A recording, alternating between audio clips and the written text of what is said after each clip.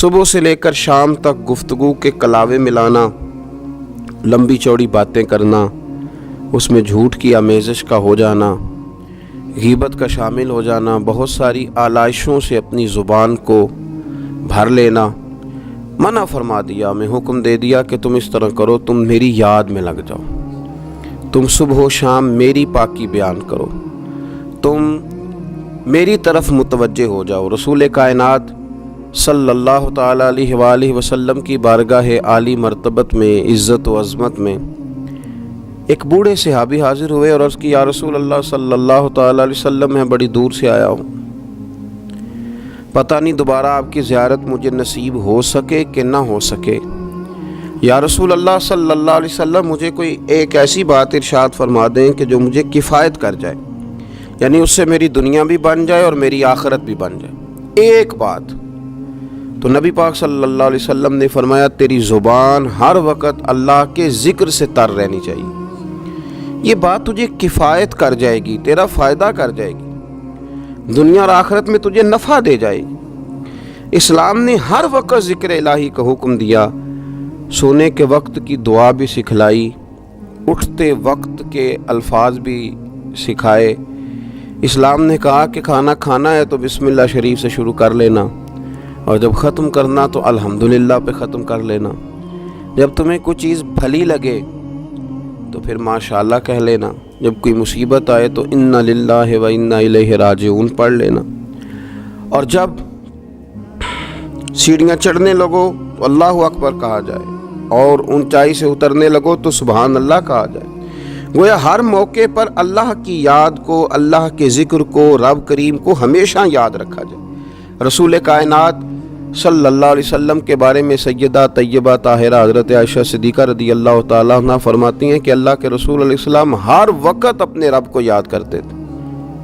ہر وقت حضور اپنے رب کو یاد کرتے تھے، ہر وقت اللہ کے محبوب صلی اللہ علیہ وسلم کی زبان اطہر پر اپنے رب کریم کا ذکر رہتا تھا۔ تو کثرت کے ساتھ ذکر کرنا اور ذکر کو اپنی طبیعت کا حصہ بنا لینا۔ آپ کتاب و سنت کا جب مطالعہ کرتے ہیں تو آپ غور فرمائیں کہ نبی پاک صلی اللہ علیہ وسلم نے مختلف صورتوں کے فضائل بیان کیے، پھر نبی پاک علیہ السلام نے اللہ کے مختلف اسماء کا، مختلف ناموں کی فضیلت بیان کی۔ فرمایا جو آدمی سبحان اللہ کہتا ہے اسے 30 نیکیاں ملتی ہیں،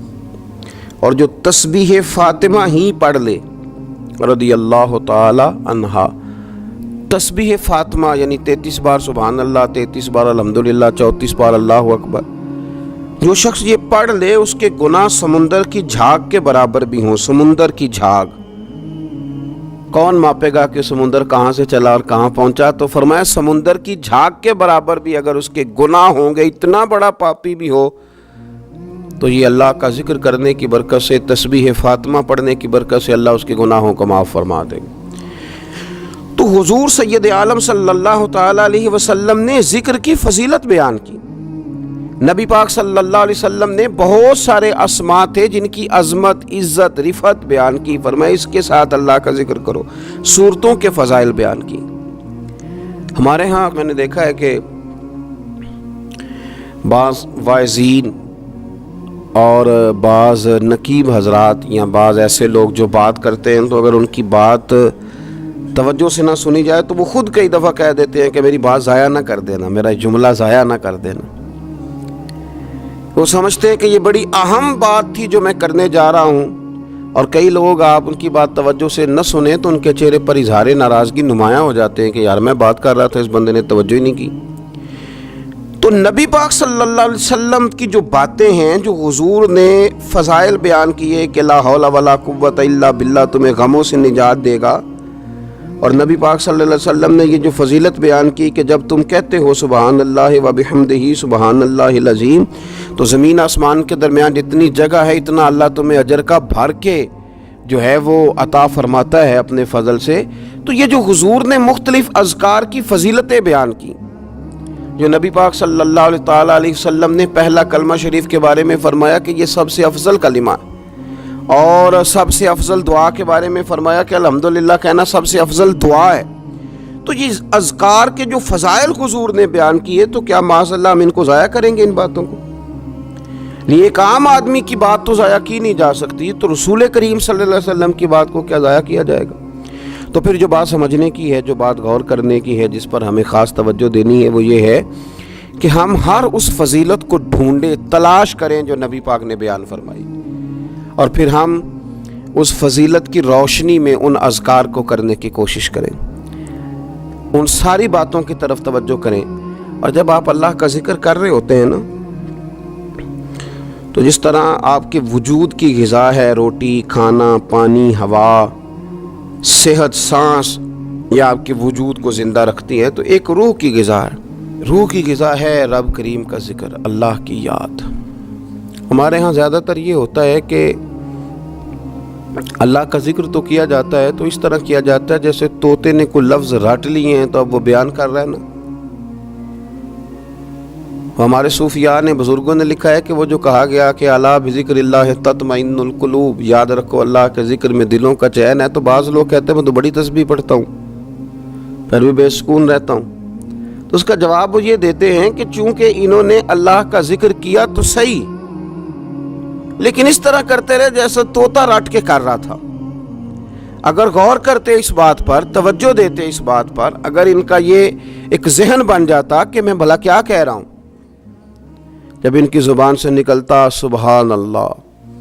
تو پھر غور کرتے کہ میں نے یہ کہا ہے کہ اللہ پاک ہے، اللہ پاک۔ اب یہ چیز جب ان کے ذہن کے اندر، ان کے دماغ سے، ان کی روح سے ٹکرائے گی، تو جب انہوں نے کہا کہ میرا رب پاک ہے، سبحان اللہ عما یشرکون، وہ پاک ہے ان چیزوں سے جن سے لوگ اس کے ساتھ شرک کرتے ہیں، تو اب جب کہا کہ وہ پاک ہے اور اس نے جو چیز بنائی ہے وہ حسین و جمیل ہی بنائی ہے، ہر عیب سے پاک ہے، وہ اس نے ہر چیز بہترین نقش و نگار کے ساتھ بنائی ہے، تو بتائیے کہ جب یہ سبحان اللہ کا معنی اور اس کا مفہوم سمجھ کر اللہ کا یہ ذکر کیا گیا، تو اب اس طرح نہیں ہو گیا کہ جیسے پورے وجود کے اندر خوشبو بکھر گئی ہو، اب یوں نہیں محسوس ہو گیا کہ جیسے بالکل ساری طبیعت ٹھنڈی اور پھولوں کی طرح ہو گئی، اب ایسے نہیں محسوس ہو گیا کہ جیسے اللہ نے قوت، طاقت اور روحانیت عطا کر دی۔ اور پھر جب کسی شخص نے کہا کہ الحمدللہ، تمام تعریفیں اللہ کے لیے، تب آپ اندازہ فرما لینا کہ وہ کتنا عظیم اور کتنا بڑا مالک ہے کہ کہا جا رہا ہے کہ میں کسی کی کوئی جھوٹی تعریف نہیں کروں گا، مجھ سے کسی کی خوشامد نہیں ہوتی، اور کوئی کتنا بھی اونچا چلا جائے یہ ساری تعریفیں کمزور ہیں، حدود والی ہیں، ایک رب ہے الحمدللہ جس کے لیے تمام تعریفیں اسی رب کے لیے۔ اور جب کہا اللہ اکبر، اللہ بہت بڑا ہے، جب اس کی زبان سے یہ جملے نکلتے ہیں تو آپ ذرا غور فرمائیں کہ وہ کہاں پہنچ جاتا ہے۔ وہ پھر کیا کبھی کسی سے ڈرے گا؟ وہ کسی چیز کا خوف طاری کرے گا؟ کوئی چیز ایسی ہوگی جو اس کے نفسیات پر حاوی ہو سکے؟ سب سے بڑا تو اللہ ہے، تو وہ کبھی بھی کسی بڑے آدمی کے رعب کا شکار نہیں ہوگا، وہ کبھی کسی کی دولت، کسی کا اقتدار، کسی کی قوت اور کسی کی ظاہری طور پر تھوڑی بہت چمک اسے خیرہ نہیں کر سکے گی، اس لیے کہ وہ جانتا ہے کہ اکبر صرف اللہ ہی ہے۔ تو اب اس کے اندر بہت بڑی طاقت آئے گی، بہت بڑی ہمت آئے گی، وہ بہت زیادہ اپنے آپ کو قوت والا محسوس کرے گا۔ تو یہ جب تھوڑا سا غور کرتا ہے کہ میں کیا کہہ رہا ہوں، میری زبان سے کیا نکل رہا ہے، تو پھر یہ ذکر الہی اس کو ٹھنڈک دیتا ہے، پھر اس کو سکون دیتا ہے، پھر اس کو قوت ملتی ہے۔ اس لیے میرے نبی پاک صلی اللہ علیہ وسلم نے فرمایا، یہ بخاری مسلم کی حدیث ہے، نبی پاک صلی اللہ علیہ وسلم نے فرمایا اس کی مثال جو رب کا ذکر کرے اور اس کی مثال جو اللہ کا ذکر نہ کرے، مثل الحی والمیت، ان لوگوں کی مثال کی طرح ہے جو زندہ اور مردہ ہوتے ہیں۔ گویا ذکر کرنے والا زندہ ہے، ذکر کرنے والا زندہ ہے، اور ذکر نہ کرنے والا ہواؤں میں اڑ رہا ہے، کروڑوں روپے اس کی جیب میں پڑے ہوئے ہیں، لاکھوں کا سرمایہ ہے، بہت سارے لوگ جانتے ہیں، وہ محسوس کرتا ہے کہ بڑا جانا پہچانا جاتا ہوں، بڑا سمجھا سکھایا جاتا ہوں، بڑے لوگ میرے نام سے آگاہ ہیں، شعوری طور پر میں ایک بڑا آدمی ہوں، لیکن ہے مردہ، اس لیے کہ زندگی تو زندہ دلی کا نام ہے، مردہ دل کیا خاک جیا کرتے ہیں۔ زندہ وہ ہے جس کا مصلی آباد ہے، زندہ وہ ہے جس کی زبان اللہ کو یاد کرتی، زندہ وہ ہے جس کا کبھی کبھی دل کرتا ہے کہ آج قرآن شریف کھول لوں، زندہ تو وہ ہے جس کی طبیعت چاہتی ہے کہ یار آج لاؤ نا تسبیح، تھوڑا سا درود و سلام اپنے محبوب پہ پڑھوں۔ زندہ تو وہ ہے جو کبھی کبھی اس کی یاد میں محو ہو، اکیلے بیٹھا بھی ہو تو پھر بھی اس کی زبان پہ ذکر اور آنکھوں میں آنسو جاری ہو جاتے، جس کو یاد کر کے محو ہو جاتا ہے۔ یاد رکھیں، ذکر الہی انسان کو زندہ رکھتا ہے، توانائی دیتا ہے، روحانیت دیتا ہے، اس کو سکون کی دولت دیتا ہے۔ اپنے معاملات کو جب ترتیب دیں تو اذکار کی پابندی کریں۔ ہمارے جو طریقت کے سلسلے ہیں نا، یہ بنیادی طور پر طریقت کے سلسلے دو کام کرتے ہیں، ایک تو عقیدے کو پختہ کرتے ہیں، نظریات کی صفائی کرتے ہیں۔ جو کمزور یقین والے لوگ ہوتے ہیں ان کا یقین پختہ کرتے ہیں، جو رب کی بارگاہ سے دور ہوتے ہیں ان کے دلوں میں اللہ کی چاہت پیدا کرتے ہیں۔ یہ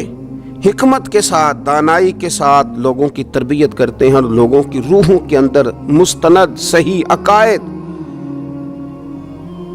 اور یقین کی دولت لوگوں کو دیتے ہیں۔ اور دوسرا یہ ذکر کے طریقے بتلاتے ہیں، یہ لوگوں کو اذکار کی طرف مائل کرتے ہیں، جو لوگوں کا شوق، ذوق، مزاج ذکر کی طرف مائل کرتے ہیں۔ عقیدے کی پختگی دینا اور لوگوں کو اللہ کی یاد میں لگا دینا۔ الف اللہ تے چنبے دی بوٹی تے میرے من وچ مرشد لائی ہو، نفی اسبات، یعنی لا الہ الا اللہ، لا الہ نفی ہے، الا اللہ اسبات ہے۔ نفی اسبات دا پانی ملیا تے ہر رگے ہر جائی ہو، تے اندر بوٹی مشک مچایا تے جاں پھلاں تے آئی، تے پھر جیوے مرشد کامل باہو جس اے بوٹی لائی۔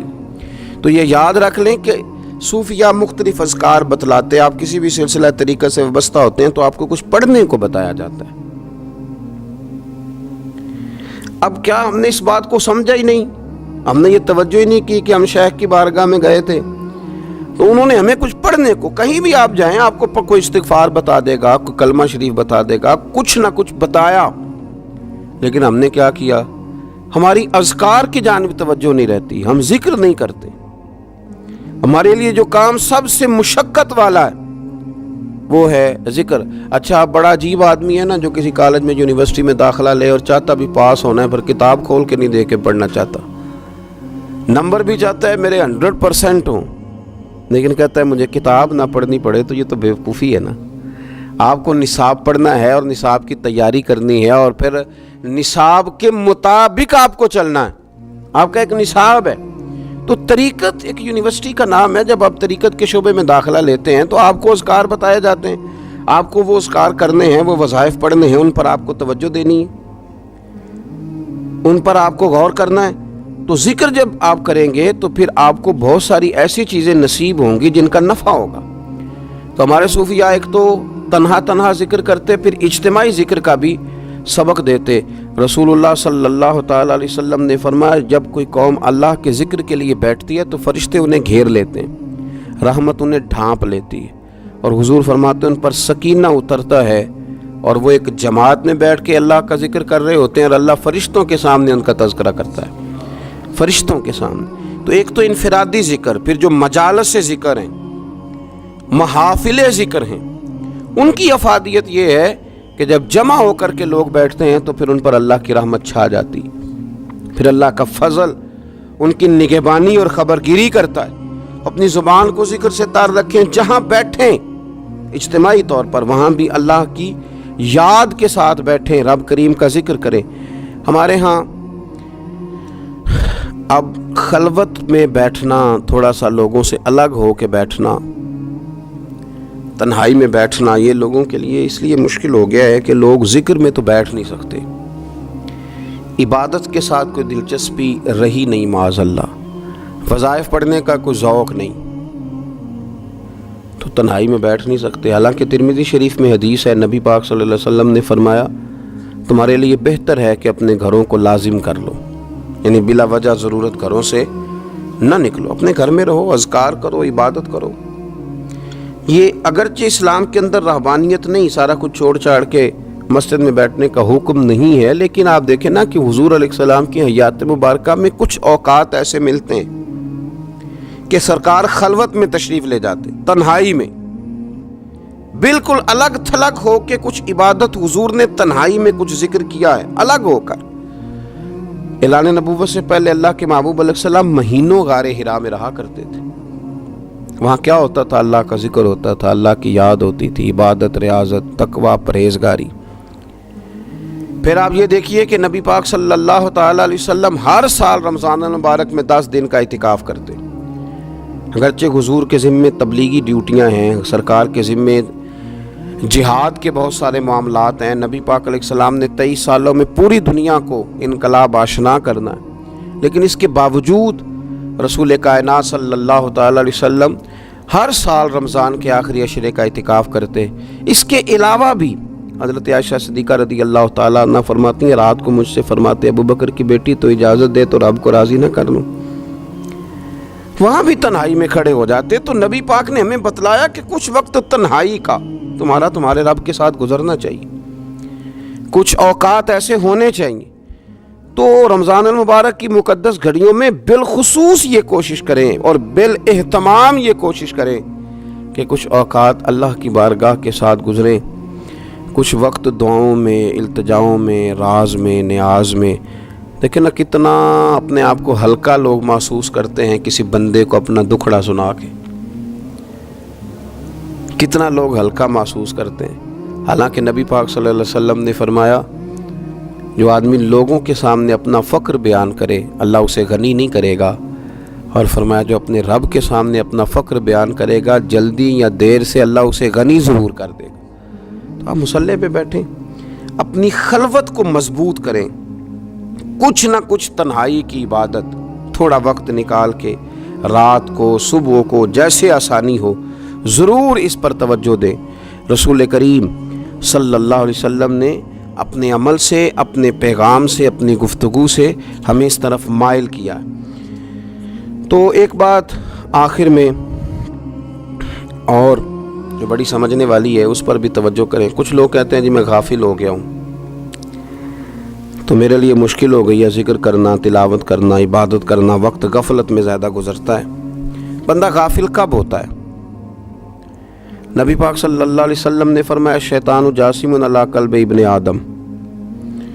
فرمایا یہ جو شیطان ہے یہ انسان کے دل کے ساتھ چمٹا رہتا ہے۔ فَإِذَا ذَكَرَ اللَّهَ خَنَسَ، جب انسان اللہ کا ذکر کرتا ہے تو یہ اس کا دل چھوڑ کے ہٹ جاتا ہے۔ اور فرمایا وَإِذَا غَفَلَ وَسْوَسَ، جب انسان غافل ہوتا ہے تو پھر شیطان وسوسہ ڈالتا ہے۔ اب نبی پاک علیہ السلام کی حدیث مبارک پر غور فرمائیے، حضور فرماتے ہیں کہ شیطان آدمی کے دل کے ساتھ چمٹا ہوا ہے۔ جب بندہ کرتا ہے نا اللہ کا ذکر تو یہ بندے کا دل چھوڑ کے دور چلا جاتا ہے۔ اور فرمایا وَإِذَا غَفَلَ وَسْوَسَ، جب بندہ غافل ہوتا ہے تو شیطان وسوسہ ڈالتا ہے۔ یہ نہیں فرمایا کہ شیطان وسوسہ ڈالے تو بندہ غافل ہوتا ہے، پہلے بندہ غافل ہوا ہے، پہلے اس نے ذکر چھوڑا ہے۔ اگر یہ ذکر نہ چھوڑتا تو شیطان اسے غافل نہ کرتا۔ تو آپ اگر شیطان کو بھگانا چاہتے ہیں تو پکڑ لیں، تسبیح کریں اللہ اللہ، وہ بھاگ جائے گا۔ اگر آپ غفلت کی چادر اتارنا چاہتے ہیں، آپ بستر میں اٹھنے کو طبیعت نہیں چاہ رہی، تو آپ ایک دفعہ ہمت کریں تو صحیح، وضو کریں تو صحیح، پھر دیکھیں اللہ کتنی قوت دیتا ہے، وہ بھاگ جائے گا۔ جب آپ ایک دفعہ بسم اللہ شریف پڑھ کے نکلیں گے اپنے بستر سے اور بچھائیں گے مصلی اور کریں گے اللہ اللہ، تو دیکھیے کس طرح اللہ آسانی کرتا ہے۔ ہم اپنی اس غفلت کی بنیاد پر اس کو آواز دیتے ہیں کہ آ جا میرے ساتھ دوستی کر لے۔ تو شیطان کی اتنی طاقت نہیں ہے کہ بندہ مومن پر غلبہ پا سکے، وہ تو اللہ کے مخلص بندوں پر غلبہ کر ہی نہیں سکتا۔ صرف بات اتنی ہے کہ جب ہم غافل ہوتے ہیں، جب ہم ذکر چھوڑ دیتے ہیں، جب ہم یہ ذوق ہی نہیں پیدا کرتے کہ میں کچھ اللہ اللہ کر لوں، اپنی طبیعت کو لگائے ذکر میں، اپنا مزاج، اپنا دل، اپنی آنکھیں، اپنی روح، اس کو اللہ کی یاد کے ساتھ محو کریں، پھر دیکھیں اللہ کتنی آسانیاں فرماتا ہے۔